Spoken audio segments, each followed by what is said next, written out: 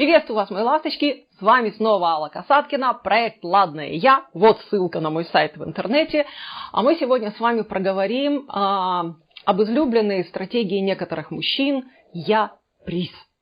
Знаете, женщины иногда полюбляют найти себе такой замечательный, яркий, или привлекающий внимание многих женщин объект и воспылать чувствами, эмоциями, загореться. Вот хочу быть с этим мужчиной, и больше никто мне не интересен. Что делать в этой ситуации? Можно ли заполучить этот приз? Стоит ли ввязываться в эту войну, гонку за приз?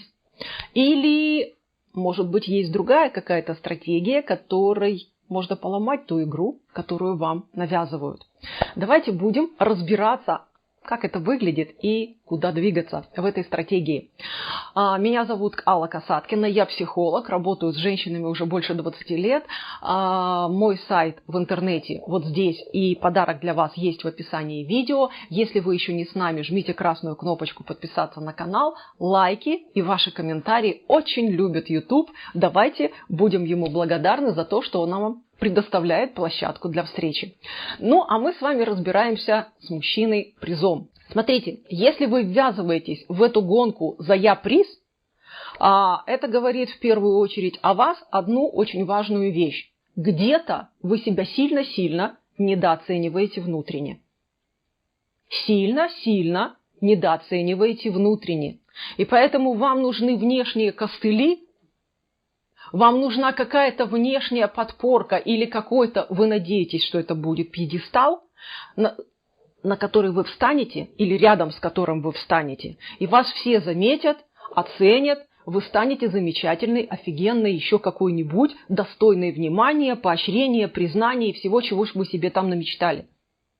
Сразу хочу сказать, сколько бы вы себе ни намечтали, чего бы вы ни хотели, но как только этот костыль или пьедестал от вас отвалится, вы представляете, куда вы рухнете еще ниже, чем находитесь сейчас в своих ожиданиях. Это первый момент, который заставит вас задуматься, стоит ли гнаться за мужчиной-призом. Следующий момент. Мужчина, который собирает вокруг себя охотников за призами, это мужчина, который привык себя позиционировать как драгоценность. Да, он ждет, что он будет призом навсегда. И даже если сейчас в этой гонке за призом вы вдруг окажетесь победительницей, и вам достанется это счастье, и вы скажете: все, сдохните все от зависти, теперь оно мое, то учтите, это оно сядет вам на шею, свесит ножки и будет там сидеть и ждать, что вы и дальше будете его обхаживать со всех сторон, сдувать все пылинки, рассказывать ему сказки, восхищаться, петь дифирамбы. А если вы, не дай бог, устанете, заболеете, заработаетесь, или у вас появятся дети, или какие-то другие заботы, ваше счастье уплывет куда-нибудь устраивать снова соревнования за себя. Или даже если ему покажется, что вы ему проявляете недостаточно внимания. Вы нарветесь на претензии, скандалы, разборки, недовольство, измены, потому что он пойдет искать, а где его будут ценить лучше. Потому что то, к чему привыкаешь, всегда кажется меньше, чем где-то на стороне предлагают.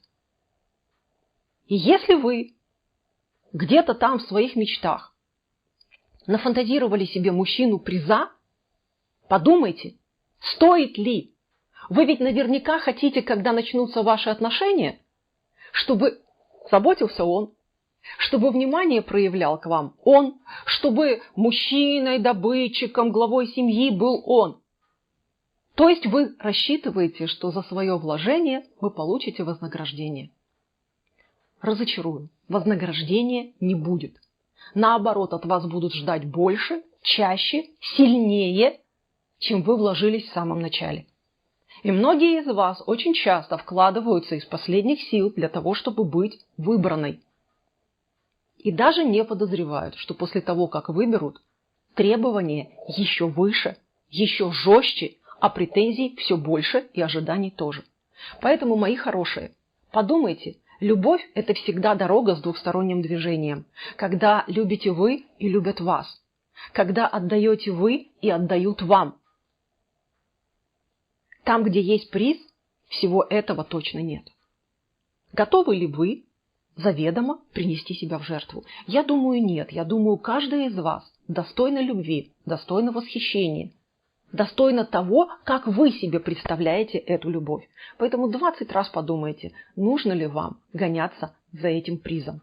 А мне в комментариях напишите, согласны ли вы. А может быть, у вас есть своя история, когда вы погнались за призом, и приз превратился в волшебного принца, который готов был весь мир бросить к вашим ногам. Я с удовольствием буду восхищаться вашей историей и даже, может быть, приведу ее в одном из своих видео. А если у вас есть другие грустные истории, тоже делитесь ими. Если есть вопросы, пишите, давайте будем разбираться с этими призами, для того, чтобы они не уводили вас в сторону от тех отношений, где вы можете быть любимы, где вам может быть хорошо и где вы можете быть счастливы. С вами была Алла Касаткина, и до встречи в следующих видео. Пока-пока, мои ласточки.